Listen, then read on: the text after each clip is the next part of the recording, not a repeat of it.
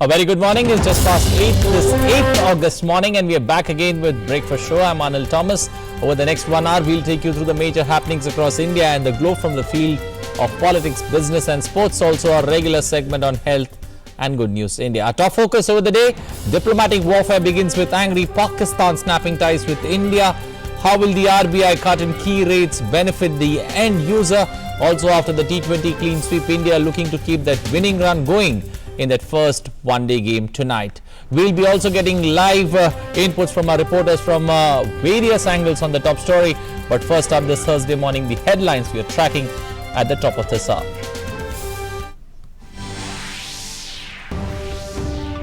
National Security Advisor Ajit Doval reviews the security situation in the Kashmir Valley with forces meet local civilians to know their views. Rajya Sabha passes Supreme Court number of judges amendment bill. It will help increase the strength of the Supreme Court judges from the present 30 to 33, excluding the Chief Justice. Chairman M. Venkaiah Naidu terms this session as the best in the last 17 years, says 32 bills were passed in 35 sittings. Upper House adjourned sine die. Nation bids a tearful farewell to former External Affairs Minister and senior BJP leader Sushma Swaraj. Mortal remains consigned to flames with full state honours. President, Vice President, Prime Minister and top political leaders across the spectrum pay their last respects.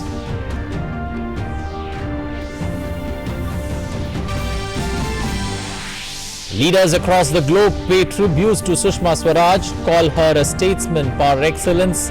People whom Sushma Swaraj helped as the External Affairs Minister too fondly remember her as a great humanitarian.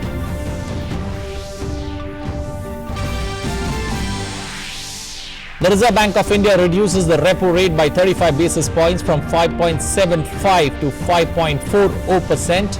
Reverse repo rate under the LAF stands revised to 5.15%.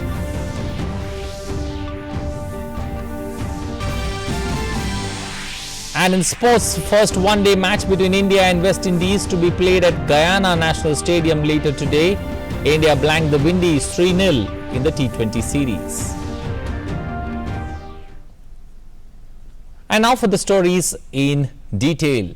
2 days after the revocation of the special status to Jammu and Kashmir under Article 370 of the Constitution and the passage of a bill for splitting the state into two union territories, life in both Jammu and Kashmir and Ladakh is proceeding normally. Some shops opened in Srinagar and the movement of people on the roads picked up despite the restrictions imposed under Section 144. Several troops of paramilitary forces are deployed and the security forces are on a high alert. However, schools and colleges will continue to remain closed. NSA Ajit Doval visited Shopian on Wednesday and interacted with local people and assured them that the security is government's responsibility. He exchanged views with them on the security situation and also interacted with the police personnel.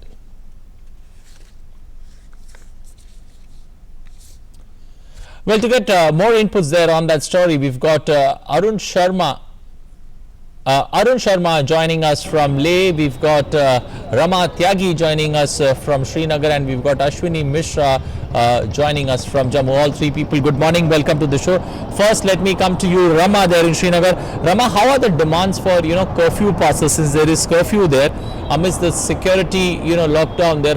What are the demands for, curfew passes? Have they increased? What's the situation there? See, Anil, there are some restrictions, but administration is there to help them, and people are showing their identity cards and other things, and security forces are there, local administration is there, and there are some mandatory instructions for local administration also to be there to help them, common man, at any point of time, at any level. So despite restriction, everything is going smoothly, and the most important thing is people people are also following the instruction. There is calm, and they are doing their day-to-day work in a calm way. So but these things are very important. Yeah, this is a new phase for them. This is a new era for them. And earlier they were misled and misfed by opportunist leaders, by separatists, and by other powers also to take gain from them. And now this can be called a transition period, and they were confused, and now they are trying to coming out of those kind of confusions. But this is a very good thing that they are not protesting, and there is we haven't observed any untoward incident till now. So we can see that things will be sorted out after some time, but right now situation is that everything is going smoothly here. Okay, situation there in Srinagar is that everything is going smoothly. Let me shift focus to Jammu. Let me bring in Ashwini here.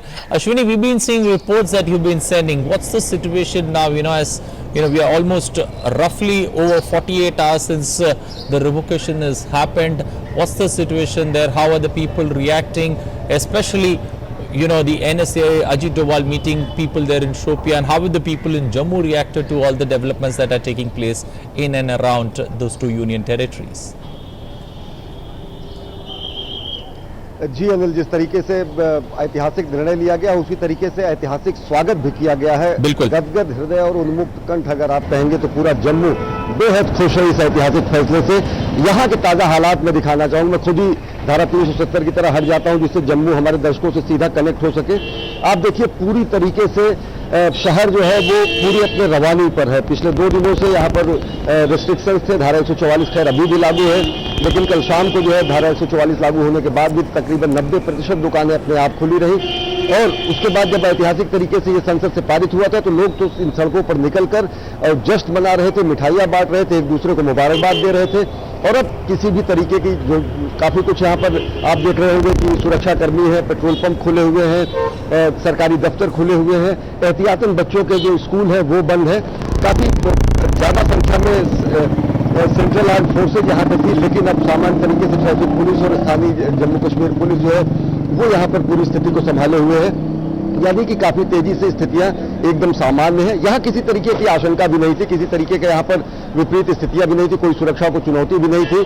और लिहाजा यहाँ के लोग एक लंबे समय से जो कि 7 दशकों से जो विभेदीकरण झेल रहे थे, जो घाटी के कंपेरेटिवली यहाँ के लोगों के मन में होता था कि विकास का एक बड़ा हिस्सा जो है वो घाटी राजनीतिक नेतृत्व में बढ़त लेने की वजह से ले जाया करता था, वो अब लोगों की मनमानी मुराद पूरी हुई। अब ये मान रहे हैं लोग कि केंद्र शासित प्रदेश और वो भी विधानसभा होने के साथ ही साथ यहाँ का तेजी से विकास होगा।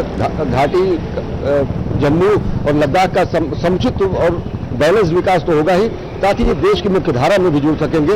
और खास तरीके से यहाँ पे जो अलग अलग क्षेत्रों चाहे वो विस्थापित थे, चाहे वो कश्मीरी पंडित विस्थापित हो जो कि 90 के दशक में वहाँ की दुर्दशा आतंकवाद की तांडव के बाद यहाँ पर आए, या फिर वेस्ट पाकिस्तान के रिफ्यूजीज हो या छम्ब के विस्थापित हो या अलग अलग क्षेत्रों के विस्थापित हो, सब में एक आस जगी है क्योंकि सबके अपने अपने दर्द थे, वो दर्द दूर हुआ है और लोग दिल खोलकर ऐतिहासिक फैसले का स्वागत कर रहे हैं। और यहाँ स्थितियाँ पूरी तरह सामान्य है, तस्वीरें खुद बयां कर रही हैं। Anil, Okay, now let's also go to Leh. That's become a union territory now, where Arun Sharma, our correspondent, joins us. Arun, good morning. Arun, what are the what are the challenges there before the administration now that since it's a union territory and the demand for a union territory has been there for long, but there's no legislation.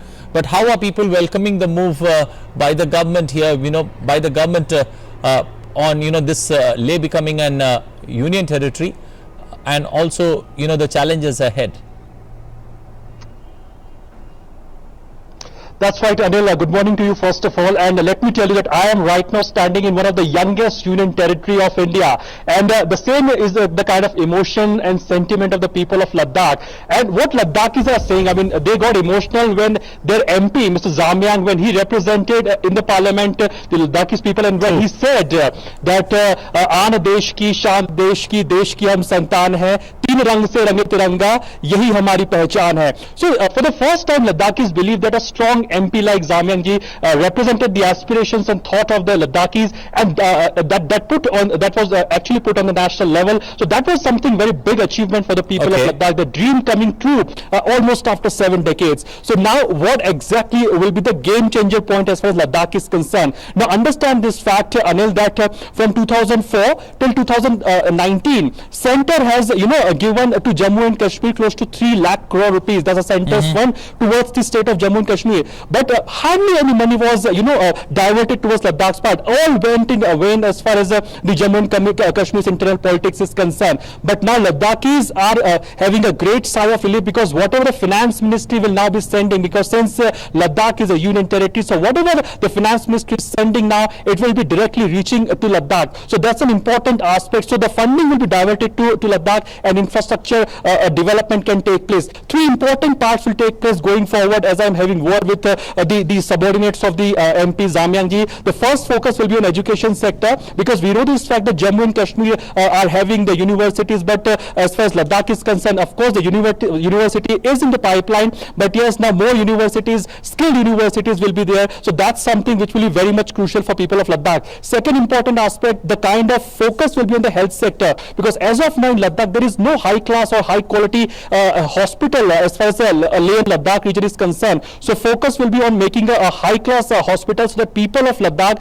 will not have to go towards Jammu and Kashmir side or to other states for the treatment. And third important part will be, we know this fact that Ladakh has a majority of the Buddhist over here, and the focus will be on making this Ladakh a Buddhist circuit. So if in case government is going forward with a local tourism policy, a policy which safeguards the people, the interest of Ladakhis people, that will be of challenge. But yes, of course, the Buddhism circuit will be very much in pipeline, where Ladakh will be demonstrated on the global map. So these are some big highlights that we can see going forward as far as Ladakh is concerned. But yes, truly we can say that Ladakh is really excited, enthusiastic, because of the fact that in the race of development where Ladakh was somewhat behind, but now Ladakh will be in a position to do march past along with the dream of New India, which Ladakhis are dreaming as of now. Anil?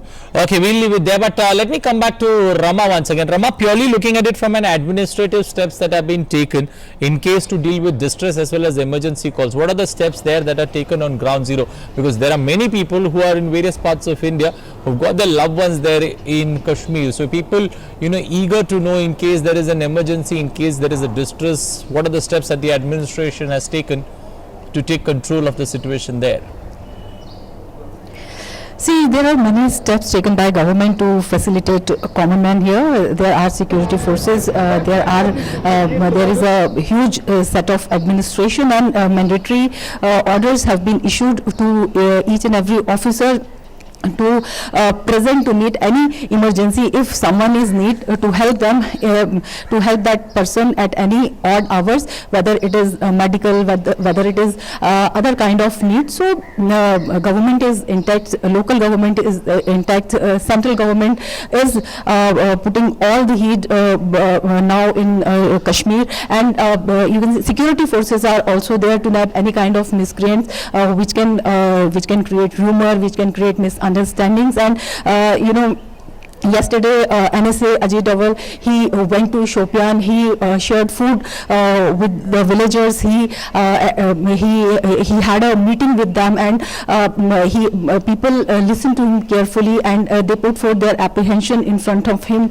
And he also made them aware that how this new situation will benefit them, how they have been misled and misfed by negative powers, and how they used the common man over here, and how this new era of development will help them. So these kind of confidence building measure, trust is already there, because if common men are following the instruction of the government, it means that they are trusting government. But this is a confidence building measure, because they have some confusions in their mind and they want to get them cleared. So these kind of things will take place in future also. So these are the things which are these are the steps we can say which are taken by the government, and government is making all the efforts to make ease for common man here. Okay, let's focus now to Jammu from where Ashwini is. Ashwini, you've brought us, clear visuals of, normalcy slowly returning there.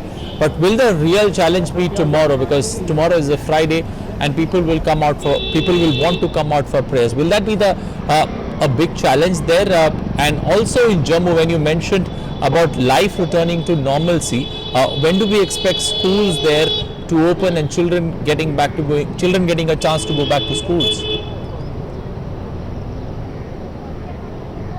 जी अनिल, अगर Friday जैसे चुनौतियों की बात करें तो वो महदूद है केवल घाटी तक। जम्मू में तो हालात एकदम अलग हैं। जम्मू में जिस तरीके से पूरा का पूरा स्थानीय प्रशासन मुस्तैदी से तो जुटा हुआ है, साथ ही साथ इस पूरे अमन चैन को कायम रखने में लोग उत्साह से भी जुटे हुए हैं। किसी तरीके का कोई भी आशंका यहाँ पर नहीं है, शांति को लेकर कोई चुनौती नहीं है। और सारे मतलब एहतियातन जो निषेधाज्ञा लागू की गई है उसके बावजूद अगर आप देखें तो जनजीवन पर उसका कोई विपरीत प्रभाव नहीं है। पिछले 2 दिनों तक अगर देखें तो अलग अलग चौराहों को इस तरीके के बैरिकेटिंग से रोक दिया गया था, लेकिन अब ये सारे बैरिकेटिंग खुद अपने आप में सिमट कर महदूद हो गए हैं और लोगों का आवाजाही, लोगों की आमद-रफ्त एकदम सामान्य तरीके से चल रही है और दिनचर्या पूरी तरीके से पटरी पर लौट आई है। जनजीवन पूरी तरीके से पटरी पर लौटा है। बच्चों की स्कूल की अगर बात करें तो अभी एहतियातन बंद रखे गए हैं। अगले किसी निश्चित निर्धारित आदेश आने तक बच्चों की स्कूल बंद रहेंगे, लेकिन सरकारी दफ्तर खुले हुए सीधा हाईकोर्ट जाने का ये रास्ता है। लोगों की आमद-रफ्त है, लोग अपने सरकारी दफ्तरों में पहुंच रहे हैं, वहां पर उनकी उपस्थिति भी अच्छी दर्ज हो रही है। हाँ, अगर देखें तो जो थोड़ी बहुत चुनौतियां हैं जो घाटी से आ रही है, घाटी में बड़ी संख्या में जो वहां पर श्रमिक और मजदूर भाई और श्रमजीवी हमारे थे वो यहाँ पर पहुंचे हैं और उनके लिए जम्मू से और उधमपुर से कल 3 विशेष ट्रेनें चलाई गई थी। वो विशेष ट्रेनें चलती रहेंगी और यहाँ से देश के अलग अलग हिस्सों में जो हमारे श्रमिक और मजदूर भाई हैं वो अपने घरों को जा रहे हैं। एहतियातन अगर और सब बातें करें तो जो सीमांत क्षेत्र है वहाँ पर काफी सेना और बीएसएफ पूरी तरीके से मुस्तैद है। सीज फायर वायलेशन हुआ सुंदरबनी सेक्टर में 2:30 बजे और कल रात लगभग 10:30 बजे के आसपास, उसका माकूल जवाब दिया गया, मुंहतोड़ जवाब दिया गया। और साथ ही साथ अगर देखें तो यहाँ पर पूरी तरीके से स्थितियां सामान्य हैं।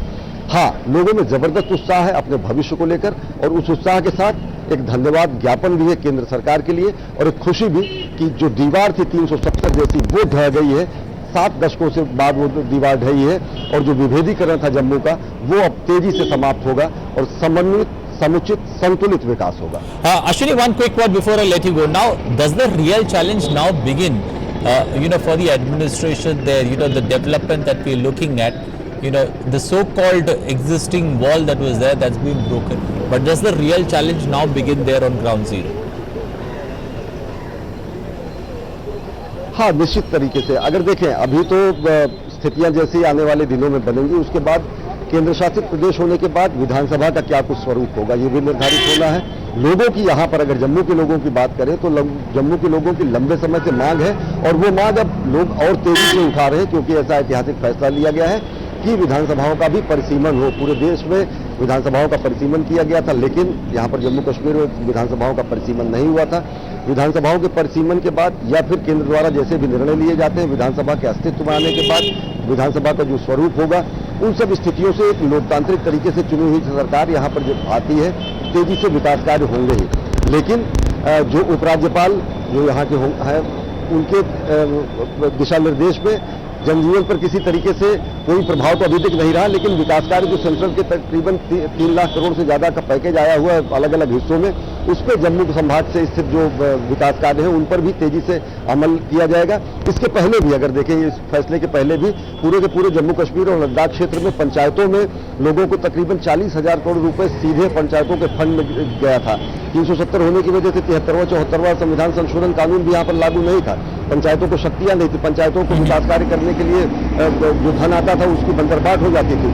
तो ग्राउंड पर जमीनी हकीकत से पंचायतों को मजबूत करते हुए विधानसभा का स्वरूप निर्धारित करते हुए और साथ ही साथ जो अन्य जरूरी उपाय हैं, जो आकांक्षाएं हैं, जो अपेक्षाएं हैं, इस क्षेत्र में अब तक जो विकास नहीं हुआ है, जिस तरीके से शैक्षणिक संस्थानों की कमी थी, पिछले वर्षों में केंद्र सरकार ने यहाँ पर IITs खोले, कश्मीर में उन्होंने एम्स खोला और अलग अलग नए शिक्षण संस्थान और अस्पतालों की भी स्थापना की गई, लेकिन उसको और गति मिलेगी और सही मायने में वही क्षेत्र की विकास की संतुलित विकास की आकांक्षाओं को पूरा करेगा और वो निश्चित तौर से सफल, सार्थक और कारगर तरीके से आने वाले दिनों में, महीनों में वो तेजी से और गति पकड़ेगा। Well, we'll leave it there. Thank you and appreciate all three of you joining there. Rama Ashwini and Arunda. All three of you stay safe. We'll come back to you for more updates as the day progresses. Moving ahead, meanwhile, two powerful democratic lawmakers have urged Pakistan to refrain from any retaliatory aggression against India and take demonstrable action against terrorist groups within its territory. Senator Robert Menzies and Congressman Eliot Engel in a joint statement said Pakistan must refrain from any retaliatory aggression, including support for infiltrators across the line of control, and take demonstrable action against the terrorist infrastructure on Pakistan's soil. The United States has also refuted claims that India has informed it before taking a decision on the revoke of Article 370, which stripped Jammu and Kashmir of its special status.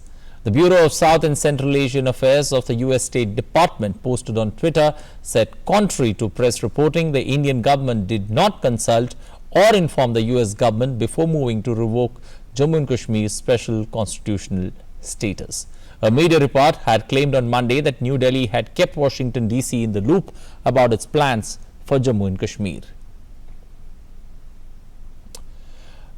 Well, for more inputs on that particular story, Lalit Jha joins us on the phone line. Lalit, good morning. Lalit, how does this development now, unfold? On one hand, now clearly US coming out and clearly stating that, they were not in the loop when it comes to this particular story on the decision taken by India on Article 370. Yeah, obviously this reflects what India's stand has been throughout, that Kashmir is an internal issue for India, and India has never discussed about its internal issues with any other country. True. Yeah. Go on, Lalit. Tell me. Yeah, so and there have been times when India has discussed Kashmir as a bilateral issue with Pakistan, but that is a different issue altogether. So after the media reports started appearing in India and some in the US, that India had informed the US about its decision on 370, the United States came out with a statement today.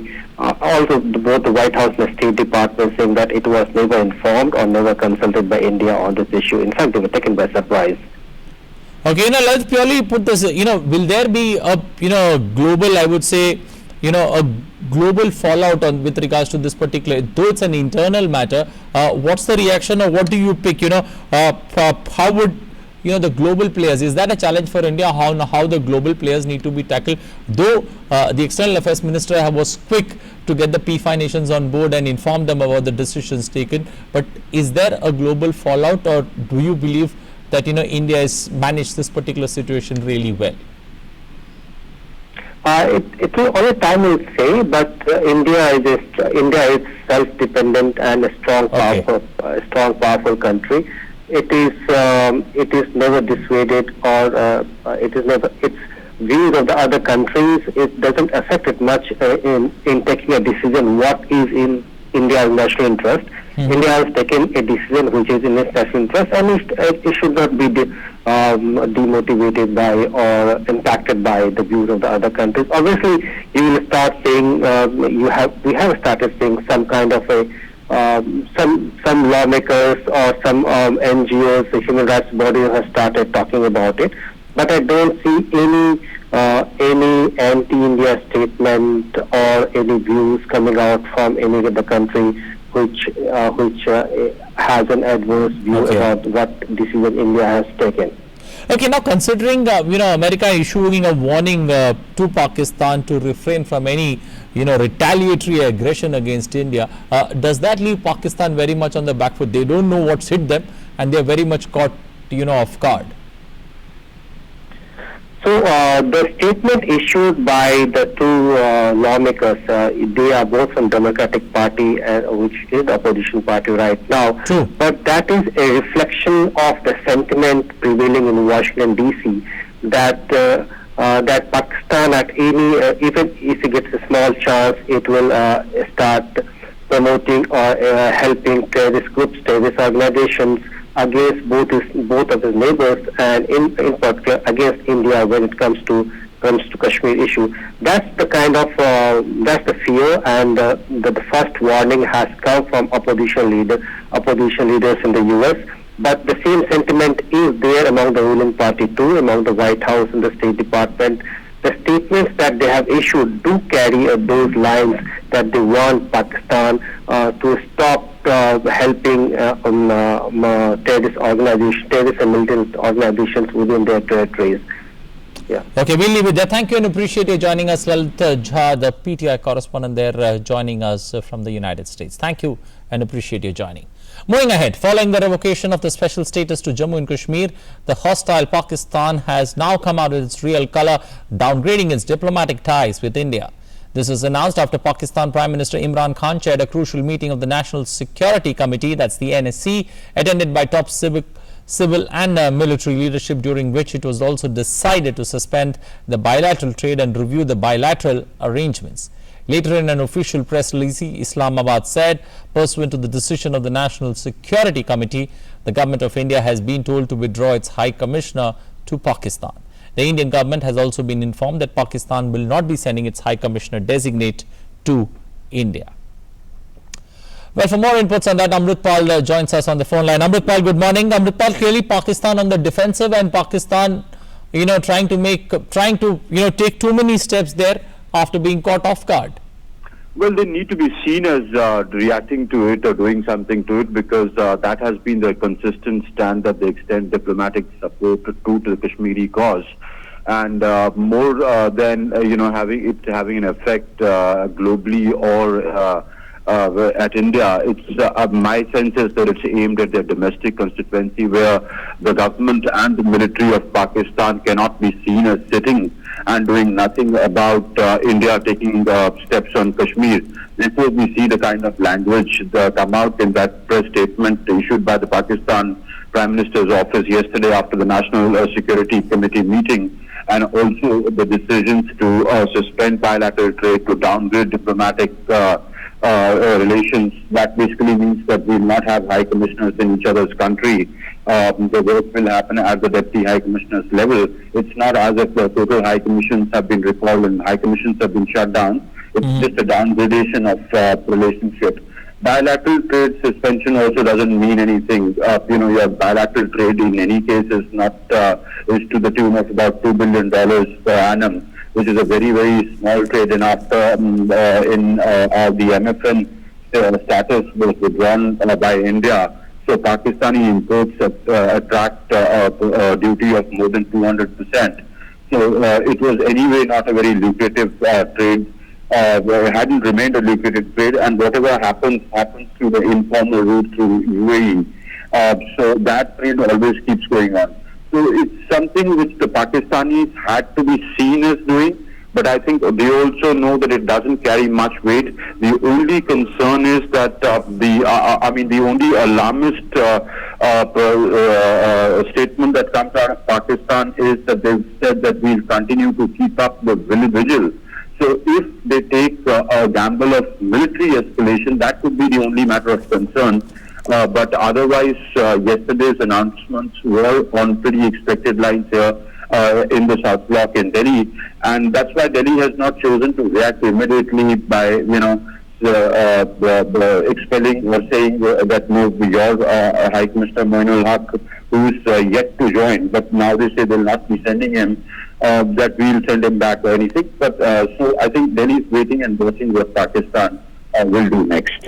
Okay, Amritpal, purely looking at, since you mentioned about the suspension of trade, it looks like the effect is going to be muted, but does it hurt Pakistan more than it affecting India in any way?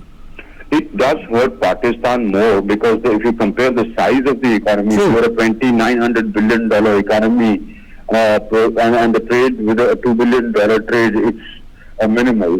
For them, with their forex reserves down to about 17.4 billion dollars, it does impact them more than us. But in the larger scheme of things, they also know that the trade with India is not very big. Their trade with other countries is big.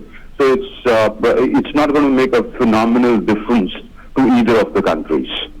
Okay, we'll leave it there. Thank you and appreciate you joining us this morning with those updates.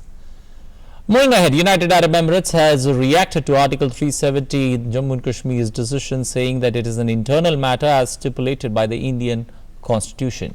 UAE Ambassador to India, Dr. Ahmad Al-Bana, said that the reorganization of states is not a unique incident in the history of independent India, and it was mainly aimed at reducing regional disparity and improving efficiency.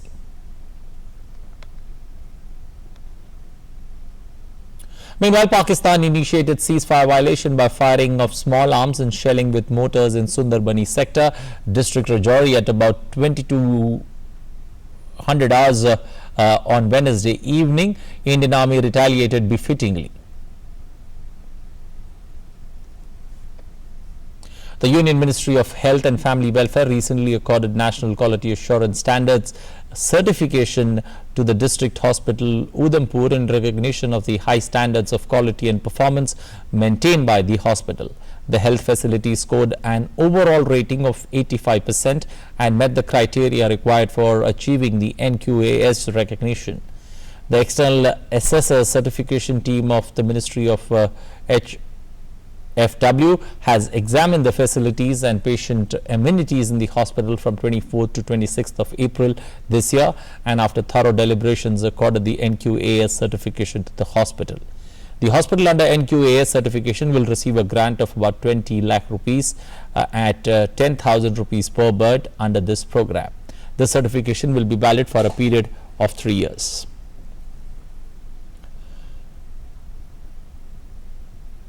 Well, the Rajya Sabha has approved the Supreme Court Number of Judges Amendment Bill 2019 without discussion. The bill, which was passed by the lower house earlier, seeks to increase the strength of the Supreme Court judges from 30 to 33. With the approval of Rajya Sabha, the bill has got the nod of the Parliament. Meanwhile, the upper house was adjourned sine die on Wednesday. In his valedictory address, Chairman said 32 bills were passed in this session. He said it was the best session in the last 17 years and also added that 38 debates were held during the session on bills and issues of public importance. The chairman stressed that the productivity of the House was around 105% in this session, the best that we have seen in the last 5 years.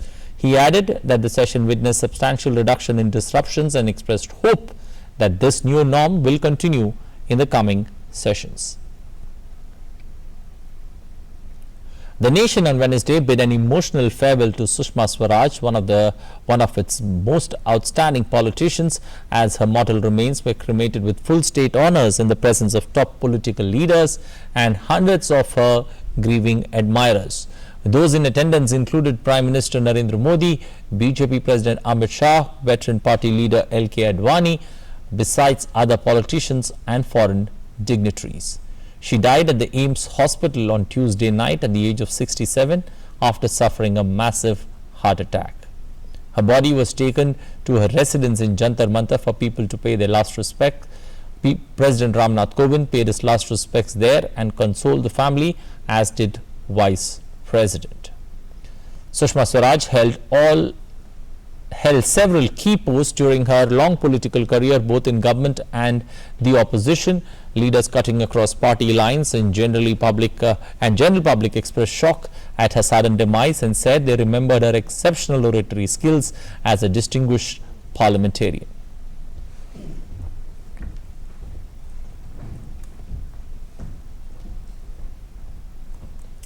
There's an atmosphere of grief not just in India but worldwide after the untimely demise of former External Affairs Minister and senior BJP leader Sushma Swaraj. Condolences messages have been pouring in from presidents of other countries and leaders.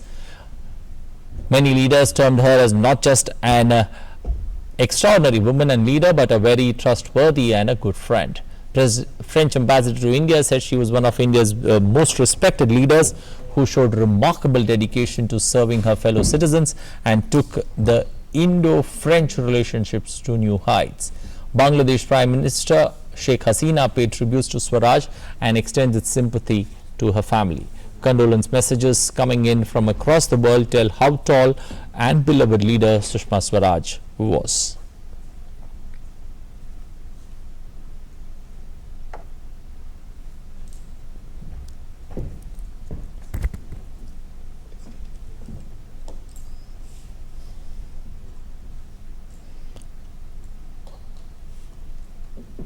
Well, coming back to our top story there, we've got an expert in the studios to take that discussion forward. Dilip Sinha, former senior diplomat, joining us this morning. Good morning, Mr. Sinha, for joining us in the studios. First things first, how does this particular, action that Pakistan has suddenly taken, Pakistan taking this action, does it seem more like, a defensive step that Pakistan is taking, considering what's happened and they've been caught off guard? Yes, it's a desperate defensive act because Imran Khan was caught on the wrong foot. The opposition is alleging that he was unaware of what was happening and not in a position to respond, because when the joint session started, he wasn't even present in the House. True. And he came only after the opposition raked up a huge uproar. Okay. His other problem is that he has not had the kind of international reaction he expected. True. His closest friend China has been extremely cautious and careful about what it says. The US has also been extremely careful. The other countries have not supported at all. So the international reaction has been muted. In addition to that, he had expected that he would go to the International Court of Justice and then to the Security Council. He possibly doesn't know on what grounds he can go there, what kind of arguments he can make over there. So he's finally fallen back upon some token measures so that he can prove to his own people that he's alive and kicking. But Samad, do you feel that he's at this point of time, even in Parliament, he seems to be left all alone there, and he seems to be fighting a lone battle there within his own people inside Parliament? Yes, I mean, quite apart from this particular problem, he's had internal problems on finance. When he had come to power on the argument that he wouldn't go to the IMF, he's gone to the IMF. So all these factors have put him on the defensive. He's having difficulty countering the charges of the two opposition parties who have now joined hands, the PPP and the PML. True. So he has to do something to show that he is still in control and he can still take a stand against India. Now, India is a very convenient excuse for him to take, and so he's taken some actions which are essentially token reactions. Pakistan's High Commissioner wasn't even present in India. It's been delayed and now he will not be coming. And then he's taken the step of expelling the Indian High Commissioner, saying that they are downgrading relations and then reviewing bilateral arrangements, whatever that means. I think if we have to review our bilateral relations and bilateral arrangements, we should certainly put some of the more difficult and controversial issues like the Indus Waters Treaty on the agenda, instead of just letting Pakistan dictate terms. Okay, considering what's happened in India seems to be, rather unfazed, or India not giving a reaction, does that leave, Pakistan with more to lose than, it affecting India? It certainly won't affect India, because Pakistan's main instrument against India in the last several years has been using terrorism. Now, because of the strict security measures that Government of India has taken in J&K, they have not been able to carry out the kind of measures they would have expected to. Of course, that Pakistan will continue, and at every opportunity will try and promote terrorism against India. But apart from that, it doesn't have too many cards on its in its hands. Okay, not having too many cards on his hand, but the very fact that the big guns, America now clearly coming out and refuting all claims that it had been informed of this decision. How do you read this, or how do you see it unfold in the days to come?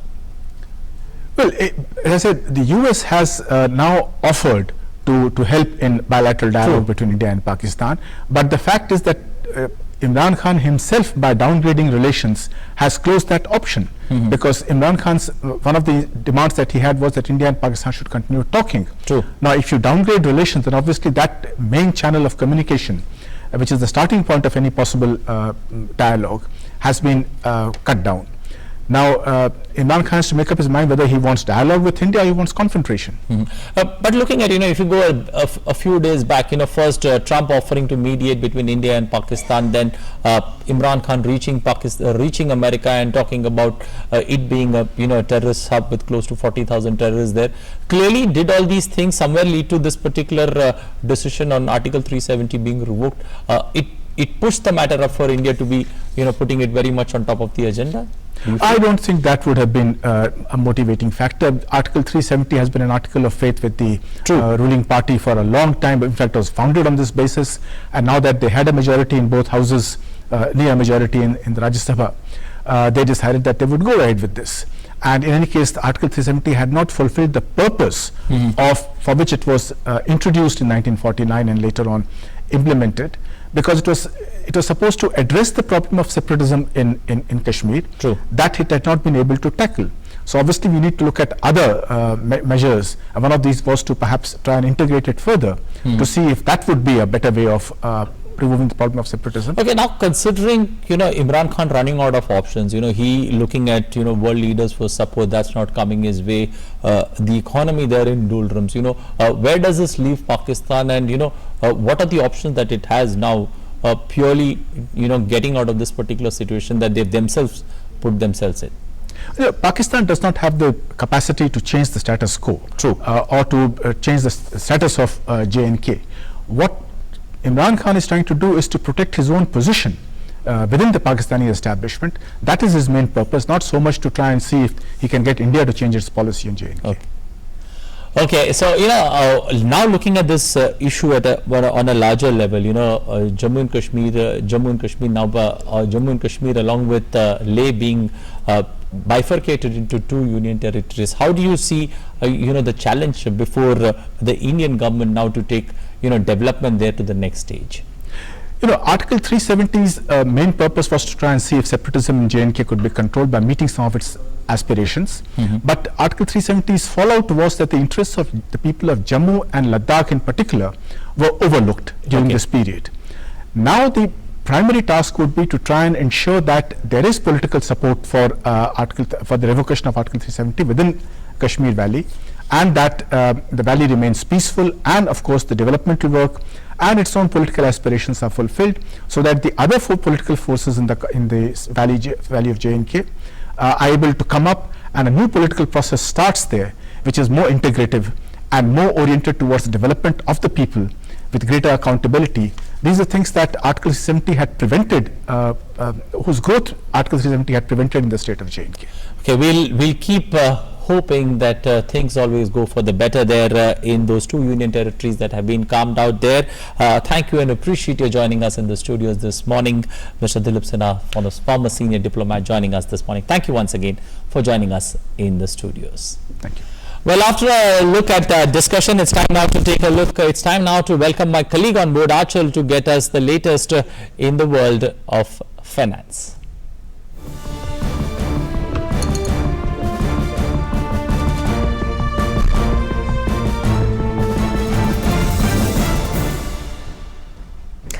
Well, thank you very much, Aril. And today's fourth trading day session, that's Thursday. And in the economic news, we are going to talk about RBI policy. Yes, home, auto and other loans are set to become cheaper after the Reserve Bank of India cut interest rates by an unconventional 35 basis points for the fourth successive reduction to a 9-year low. In an attempt to boost the economy, the RBI has maintained its accommodative stance that meant an increase is off the table.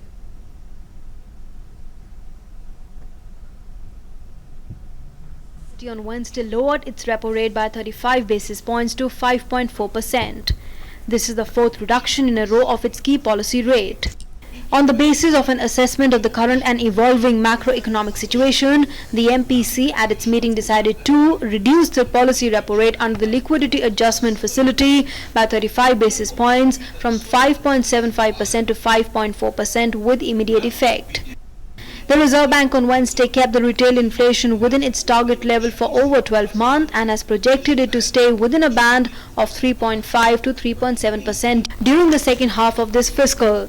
The target for second half of 2019-20 has been set at 3.5 to 3.7% with risks evenly balanced. The MPC has revised downwards the projection of real GDP growth to 6.9% for 1920.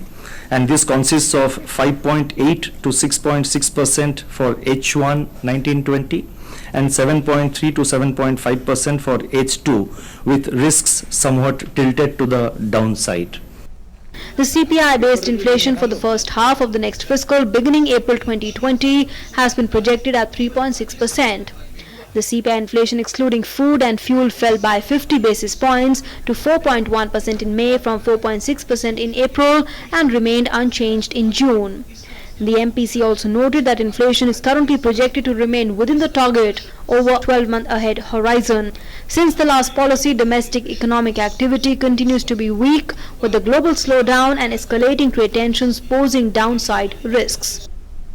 With inputs from Shama Mishra in Mumbai, DD India.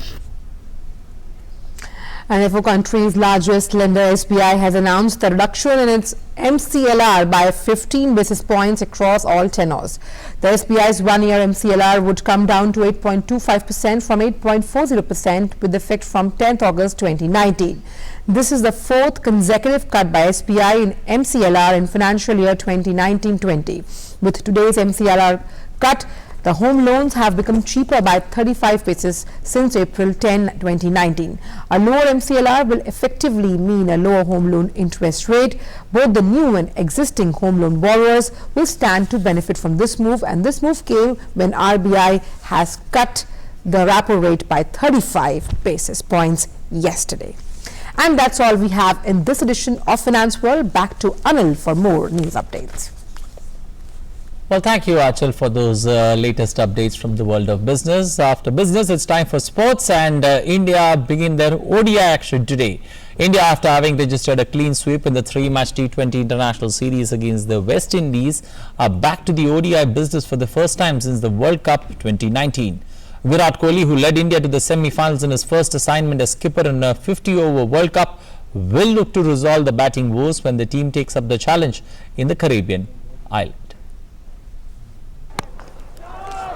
Easy out, yes! With an air of invincibility, India would look to continue the dominance over West Indies cricket team in the first match of the 3-match ODI series at the Providence Stadium on Thursday.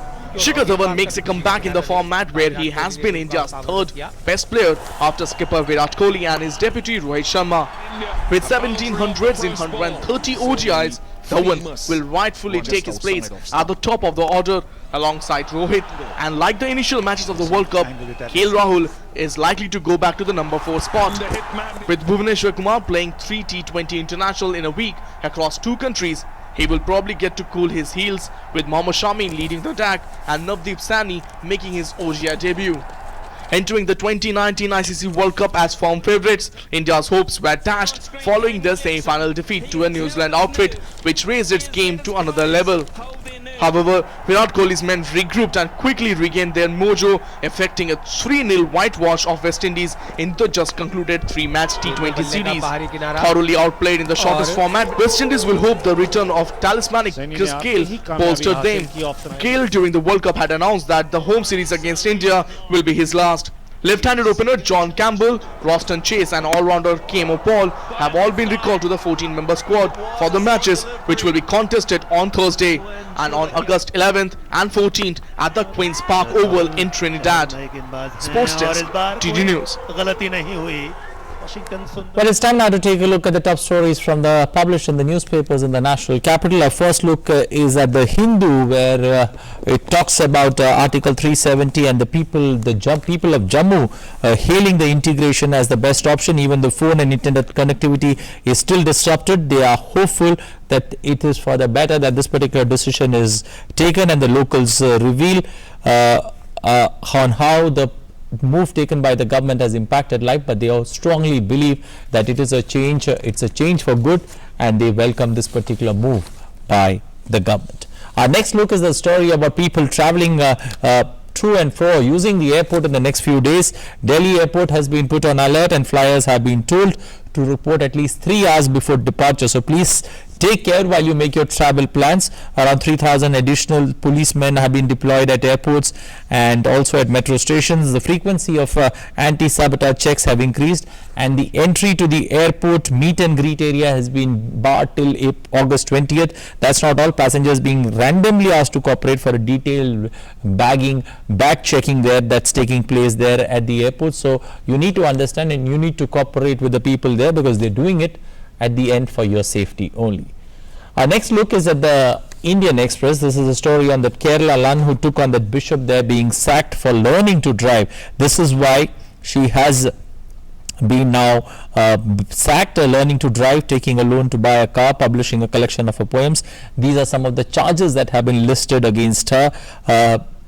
by the Catholic Church in Kerala to dismiss Lucy Kalapura, the nun who hit the headlines last September when she participated in that protest of nuns there demanding the arrest of the bishop accused of rape. Our final look is at the Economic Times, where the so-called clubs were looking at FIFA for a solution for that against the AIFF, but now clearly the FIFA putting the ball back in AIFF court, asking the clubs to work with AIFF, that is All India Football Federation, asking the 6 clubs that were agitating to work with AIFF and to come at or to take a logical solution there, or to work towards a logical solution there with the AIFF, that's the All India Football Federation, and FIFA having no role to play. So the only option now that before the club could be taking this matter to the CAS, but that could be a long wait and a long plan on how they go about doing that. Well, after a look at the newspapers, it's time now to take a look at the weather in your city.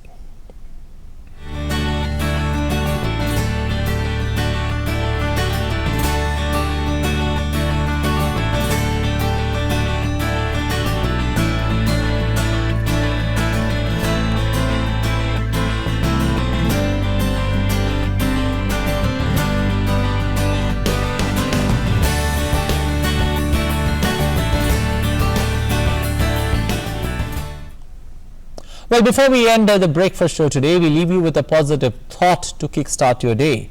Life is too short to start your day with broken pieces of yesterday.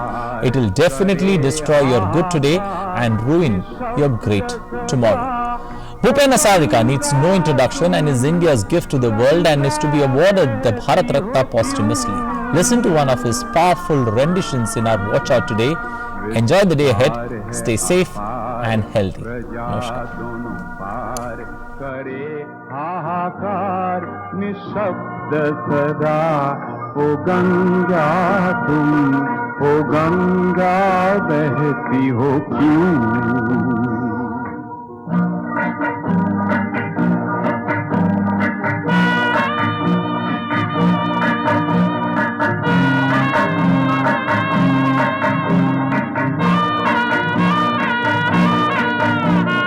नैतिकता नष्ट हुई मानवता भ्रष्ट हुई निर्लज्ज भाव से बहती हो क्यों